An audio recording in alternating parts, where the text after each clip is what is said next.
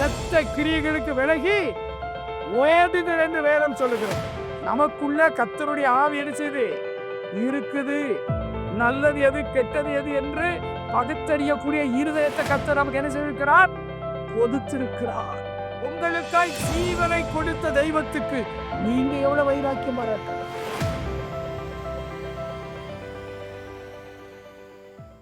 வாசிப்போம். எபிரேயர் 9ஆம் அதிகாரம் 14வது வசனம். நித்திய ஆவியினாலே தம்மை தாமே பழுதற்ற பலியாக தேவனுக்கு ஒப்பு கொடுத்த கிறிஸ்துவினுடைய இரத்தம் ஜீவனுள்ள தேவனுக்கு ஊழியம் செய்வதற்கு உங்கள் மனசாட்சியை செத்த கிரியைகள் அற சுத்திகரிப்பது எவ்வளவு நிச்சயம். எவ்வளவு நிச்சயம். துர்மனசாட்சி செத்த கிரியைகளுக்கு விலகி ஓடுங்கள் என்று வேதம் சொல்லுகிறது. செத்ததுக்கு படைக்கப்பட்டது, நான்கு கொண்டு செத்ததுக்கு படைக்கப்பட்டது, விக்கிரகங்களுக்கு படைக்கப்பட்டது என்ன செய்யக்கூடாது. சில ஆளுக்கெல்லாம் தோத்திரம் போட்டு சாப்பிட்டுலாமே. தோத்திரம் போட்டு சாப்பிட்டா என்ன வரும் அப்படிங்கிற யோசிக்கிறோம். நமக்குள்ள கர்த்தருடைய ஆவி என்ன செய்து இருக்குது. நல்லது எது கெட்டது எது என்று பகுத்தறியக்கூடிய இருதயத்தை கர்த்தர் நமக்கு என்ன செய்திருக்கிறார், கொடுத்திருக்கிறார். அப்ப நல்லா கவனிங்க. உங்களுடைய துர்மனசாட்சி செத்த கிரியைகளுக்கு என்ன செய்யணும், விலகி இருக்கணும். அப்ப நம்முடைய தேவன் ஜீவாதிபதி, அவர் ஜீவன் உள்ளவர். அவனுக்கு அவர் வைராக்கியம் இருக்கிறதே. உங்களுக்காய் ஜீவனை கொடுத்த தெய்வத்துக்கு நீங்க எவ்வளவு வைராக்கியம் பாராட்டணும். அல்லேலூயா. தேவனுக்கு அசூசியாரர்களுக்கு விலகி ஓடுங்கள். செத்தவைகளுக்கும் துர்மனசாட்சி அப்படின்னா என்ன அர்த்தம்? நம்முடைய சிந்தையில தேவையில்லாத எண்ணங்களை என்ன செய்யக்கூடாது, வைக்க கூடாது. அதை விட்டு நீங்க என்ன செய்யணும், வெளியே வரணும். அதைத்தான் ஆண்டவர் துர்மனசாட்சின்னு சொல்ற. அப்ப துர்மனசாட்சி நீங்கி ஜீவனுள்ள தேவனுக்கு கிறிஸ்துவின் ரத்தத்தினால பிதா உங்களை என்ன செய்திருக்கிறாரு, தம்மக்கு ஒப்புர வைக்க இருக்கிறார. புரிஞ்சுக்கோங்க. இயேசு கிறிஸ்துவின் ரத்தத்தினாலே பிதா உங்களை விலைக்கரை கொடுத்து வாங்கி இருக்கிறார். தம்முடைய குமாரனுடைய ரத்தத்தை கொடுத்து தனக்கு பிதா உங்களை சொந்தமா மாற்றி இருக்கிறார். ஆகையினாலதான் ஜீவனுள்ள தேவனுக்கு வசனம் வருதா இல்லையா? திரும்ப ஒரு தடவை வாசிங்க. அப்போ உங்க மனசுக்குள்ள உங்க இருதயத்துக்குள்ள அது என்ன செய்யும், நல்லா பதியணும். வாசிமா ஒரு தடவை. நித்திய ஆவியினாலே தம்மை தாமே பழுதற்ற பலியாக தேவனுக்கு ஒப்பு கொடுத்த கிறிஸ்துவினுடைய இரத்தம். ஆண்டவராகிய தேவன் குமாரனாகிய கிறிஸ்து பழுதற்ற ஆட்டுக்குட்டியை போல என்ன செய்தாரா, தேவனுக்கு, யாருக்கு, பிதாவுக்கு தன்னை ஒப்பு கொடுத்தார். நல்லா கவனிச்சுக்கோங்க. எப்படி பழைய ஏற்பாட்டு காலத்துல பழுதற்ற பலியாக பாவ நிவாரண பலிக்கு ஒரு ஆடு பலியிடப்பட்டதோ, அதனாலதான் யோவான் ஸ்நானகன் சொன்னா, இதோ உலகத்தின் பாவத்தை சுமந்து தீர்க்கிற தேவ ஆட்டுக்குட்டின்னு சொன்ன ஆண்டவரை பார்த்து. காரணம் என்னன்னா, அவர் மேல ஒரு சின்ன சிலுவையில அவர் அடிக்கப்படுகின்ற வரைக்கும் ஒரு சின்ன காயம் கூட கிடையாது. அல்லேலூயா. அதனாலதான் சொல்லுகிறது, அவர் தன்னை தேவனுக்கு பழுதற்ற பலியாக ஒப்பு கொடுத்தார். ஏன்? நீங்கள் பிதாவுக்கு சொந்தம். அதற்காக தேவன் தம்முடைய சொந்த குமாரனுடைய ரத்தத்தை சிந்துவதற்கு அவர் சம்மதித்தார். நீங்களும் நானும் உங்க பிள்ளை ரத்தம் சிந்துறத சம்மதிப்போமா? உங்க பிள்ளை ஆஸ்பத்திரியில இருக்கிறதே உங்களால தாங்கிக்கிட முடியலையே. உங்க பிள்ளை மேல ஒரு சின்ன ஏதாவது பட்டுட்டா கதறீங்களே. தன் குமாரனை இந்த பூமிக்கு ஒப்பு கொடுக்கும் போது பிதாவுடைய உள்ளம் எவ்வளவாய் பாடுபட்டிருக்கு. என்னைக்கா யோசிங்க. இனிதான் சொல்லிடுவோம்.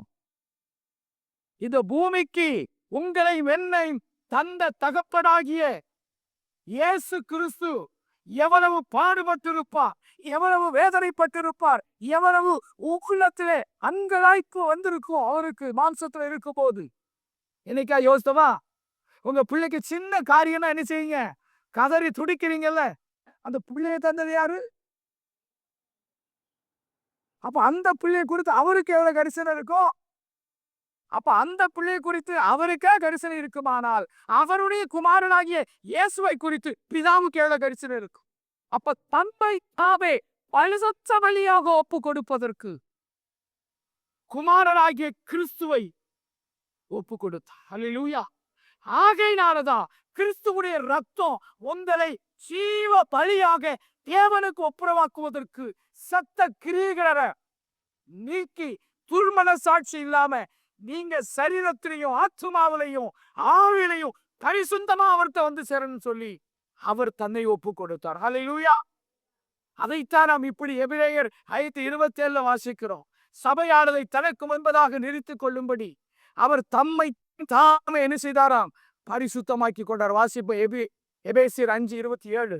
கரைத்திரை முதலானவைகள் ஒன்றும் இல்லாமல் பரிசுத்தமும் பிழையற்றதுமான மகிமையுள்ள சபையாக அதை தமக்கு முன் நிறுத்தி கொள்வதற்கும் தம்மை தாமே அதற்காக ஒப்பு கொடுத்தார். பரிசுத்தமும் நல்ல கவனிங்க, பரிசுத்தமும் பிழை இருக்கக்கூடாது. ஒரு சின்ன அவர் சமூகத்துக்கு போறவங்கிட்ட ஒரு சின்ன பிழை இருந்தா கூட பரலோகத்துக்கு போக முடியாது.